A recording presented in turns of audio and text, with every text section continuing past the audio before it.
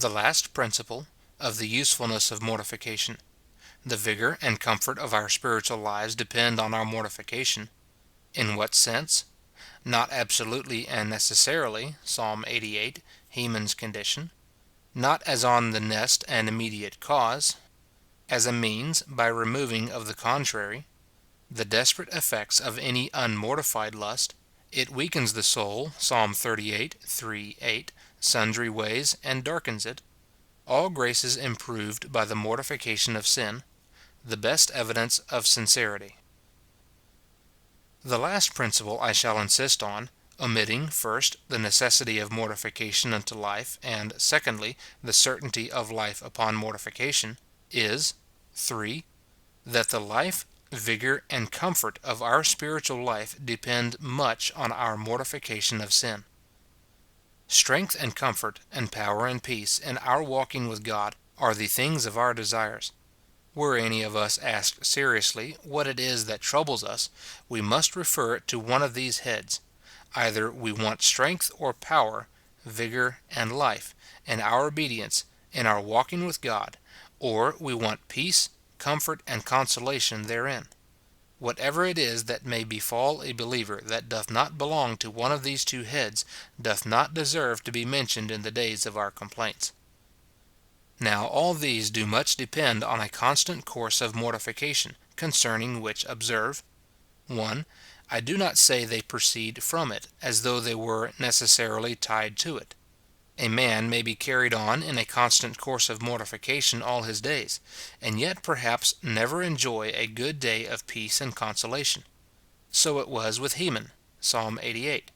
His life was a life of perpetual mortification and walking with God, yet terrors and wounds were his portion all his days.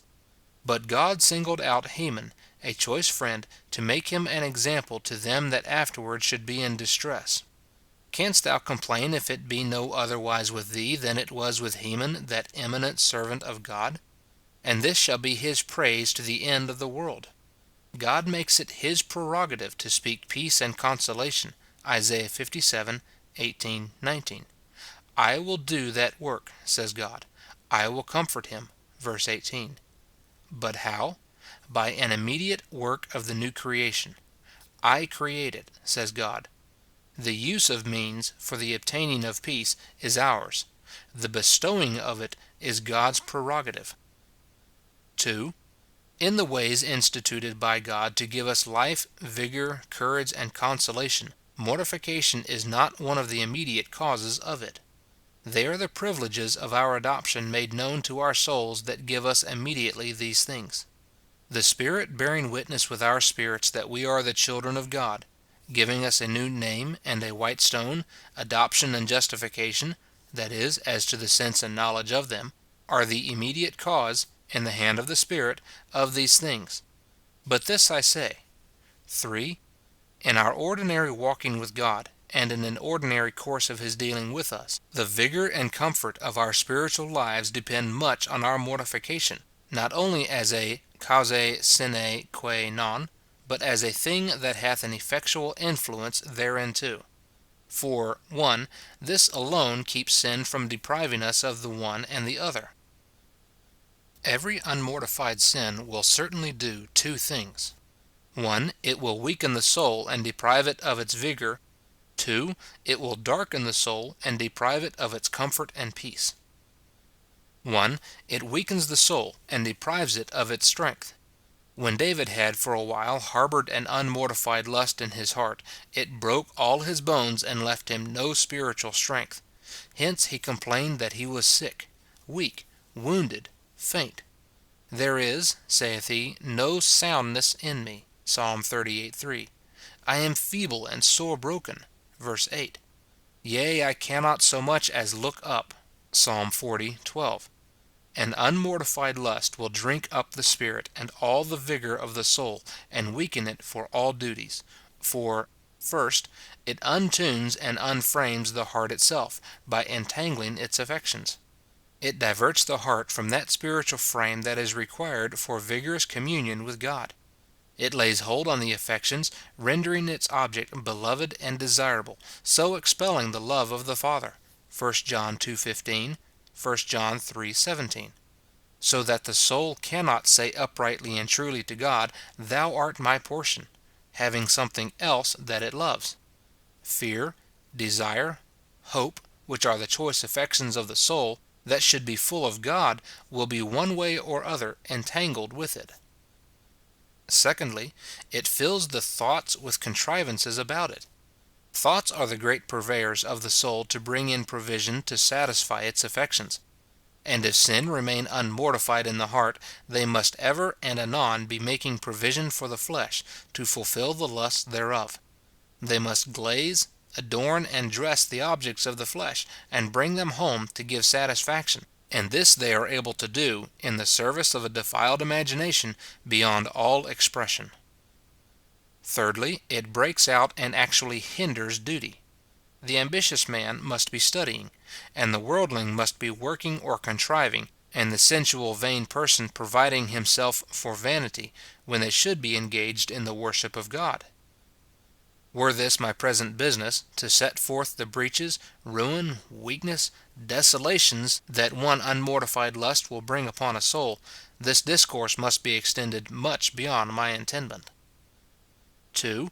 As sin weakens, so it darkens the soul.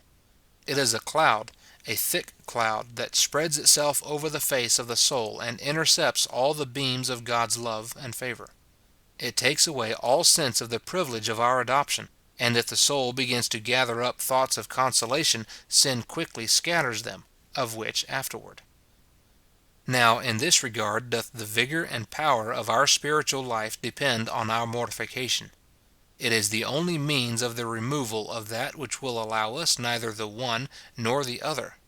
Men that are sick and wounded under the power of lust make many applications for help. They cry to God when the perplexity of their thoughts overwhelms them. Even to God do they cry, but are not delivered. In vain do they use many remedies. They shall not be healed. So Hosea 5:13. Ephraim saw his sickness, and Judah his wounds, and attempted sundry remedies. Nothing will do until they come, verse 15, to acknowledge their offense. Men may see their sickness and wounds, but yet if they make not due application, their cure will not be effected.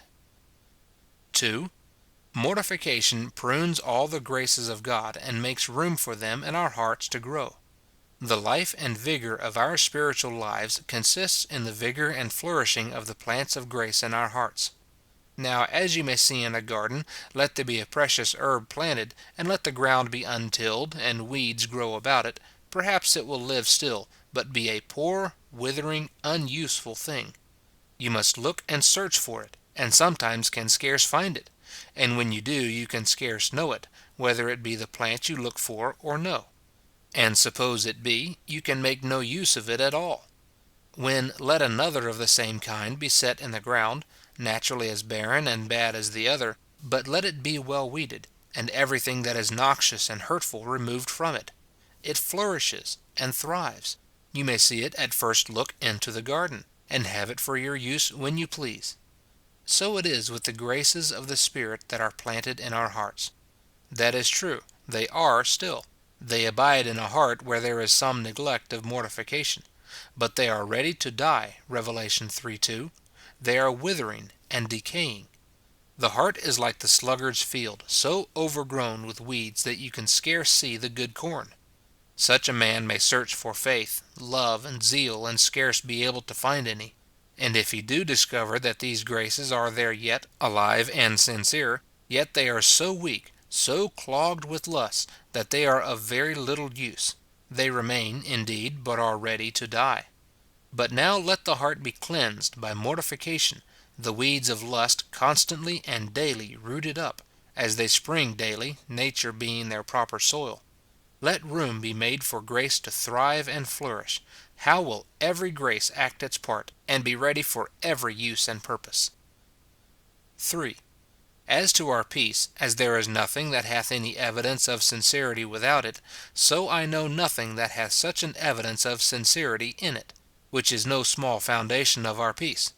Mortification is the soul's vigorous opposition to self, wherein sincerity is most evident.